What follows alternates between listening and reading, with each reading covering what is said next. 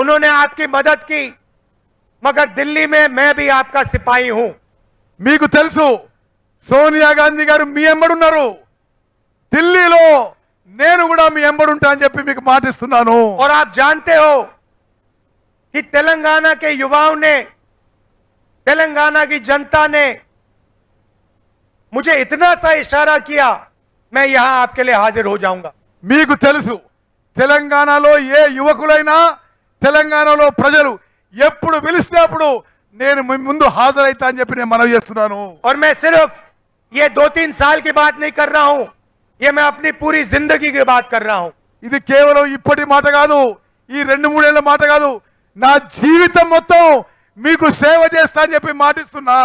जब तक मैं जीवित हूं, तेलंगाना के छोटे से छोटे बच्चे ने मुझे बुलाया, मैं यहां हाजिर हो जाऊंगा।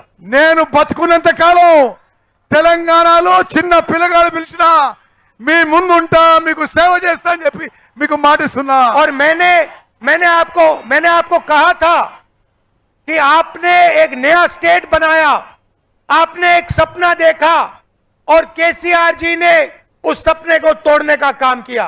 మీరు చూసిన స్వప్నం ఒక ప్రత్యేక రాష్ట్రం ఏర్పాటైనా కేసీఆర్ మీ స్వప్నాన్ని బద్దలు కొట్టే విషయం మీకు తెలుసు. यह हिंदुस्तान का सबसे नया प्रदेश है।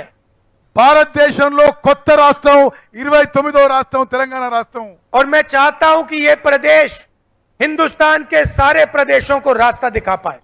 నేను కోరుకుంటుంది మొత్తం భారతదేశంలో అన్ని రాష్ట్రాలకి తెలంగాణ రాష్ట్రం దారి చూపెట్టాలి, ముందుండాలని కోరుకుంటున్నాం మన చేస్తున్నా. सब लोग मिलकर प्यार से, इज्जत से काम करते हैं। ఇక్కడ అందరూ కూడా కలిసిమెలిసి ప్రేమతో అభిమానంతో పని చేయడం నేను ఎంతో సంతోషిస్తున్నాను. तो ये भी मैसेज तेलंगाना से पूरे देश में जा रहा है। ఈ సందేశం కూడా, ఈ కలిసిమెలిసి పనిచేసే సందేశం తెలంగాణ నుంచి మొత్తం భారతదేశం పోతుంది. शाम का समय है, आप दूर दूर से आए, आपको वापस जाना है। मैं आपका दिल से धन्यवाद करता हूं। बहुत बहुत धन्यवाद। नमस्कार।